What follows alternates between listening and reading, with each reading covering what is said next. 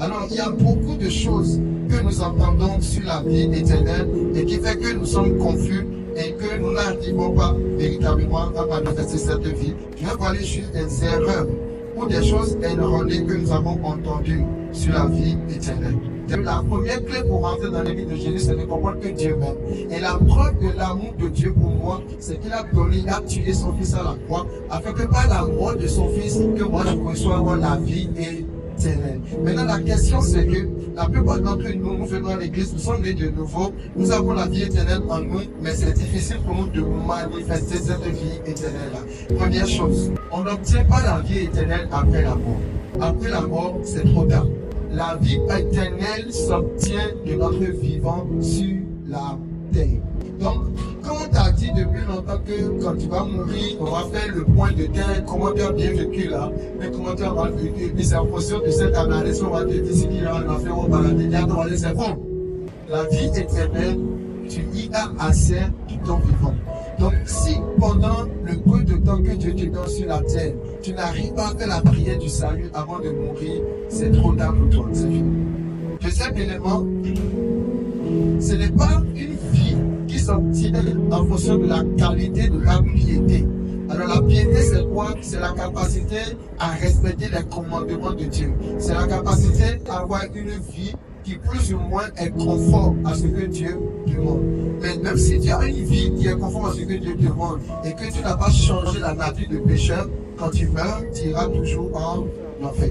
Donc ce n'est pas ma piété qui me garantit la vie éternelle, c'est la grâce. Si tu n'as jamais menti, si tu n'as jamais volé, si tu n'as jamais tué, si tu n'as jamais été adultère et que tu penses que c'est parce que tu fais tout ça que tu iras au paradis, dis à ton voisin, c'est bon. Si l'homme était capable de respecter les commandements de Dieu et de ne pas être déclaré pécheur, pourquoi Jésus est alors allé à la croix? Donc, troisième élément, la vie éternelle n'est pas une vie réservée aux chrétiens. Parce que la vie éternelle, c'est pour quiconque croit en Jésus. Donc, dedans, dans le quiconque, il n'y a plus le mot. Donc, dès que je comprends le ministère de la rédemption de Jésus et que j'y associe ma foi, alors je vais recevoir la vie éternelle. Quatrième élément, la vie éternelle n'est pas une vie destinée à être vécue au ciel, pour que tu vis sur la terre. Donc, elle commence le jour où tu as fait la prière du salut. Après, elle va passer, tu vas la garder pendant un temps au ciel et après, tu descends avec encore sur la terre. C'est le programme de Dieu, c'est l'agenda. Donc, ce n'est pas une vie que tu vis au ciel, c'est une vie que tu vis sur la terre. Donc, voilà quelques éléments, quelques conceptions erronées que nous avons de ce qu'on appelle la vie éternelle. Une autre question que beaucoup de gens se posent, c'est où trouver la vie éternelle? Et la Bible nous répond à cette question. Et nous allons lire 1 Jean 5, verset 11. Et voici ce témoignage, c'est que Dieu nous a donné la vie éternelle et que cette vie est dans son Fils. Lorsque nous vivons, il y a beaucoup de religions qui ont tous des dieux. Ce qui divise les religions, c'est lorsque tu ne dis pas Dieu, tu dis Jésus. Jésus est un nom connu dans le monde spirituel. Dieu n'a pas terrassé Satan. Mais en même temps, Dieu a terrassé Satan, mais au travers d'une personne qu'on appelle Jésus. Quand je veux avoir la vie éternelle ne se trouve pas en Dieu. Quoi que ça se trouve encore en Dieu, mais au travers de Jésus.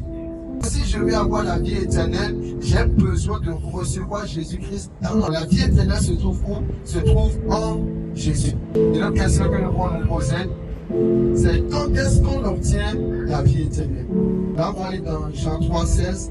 Dieu nous dit que Dieu nous a tant aimés qu'il a donné son Fils unique pour qu'aucun de ceux qui se confient en son Fils unique ne soit perdu, mais que chacun d'eux accède, possède, obtienne, s'attache à la vie éternelle.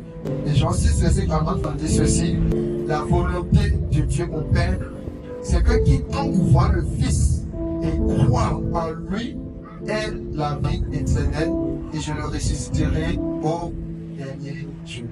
Et je vais terminer par un dernier point qui est: c'est quoi la vie éternelle? Et aussi, comment est-ce que je peux la vivre? Jean 17, verset 3. Or, la vie éternelle, c'est qu'ils te connaissent, toi, le seul vrai Dieu. Donc toute connaissance qui ne te permet pas de connaître le seul vrai Dieu et Jésus le Christ est en train de t'éloigner de la vie éternelle. La vie éternelle, tu es en train de la comprendre, tu es en train de la vivre lorsque tu cherches à connaître qui est ton papa et qui est ton grand frère qu'on appelle Jésus le Christ.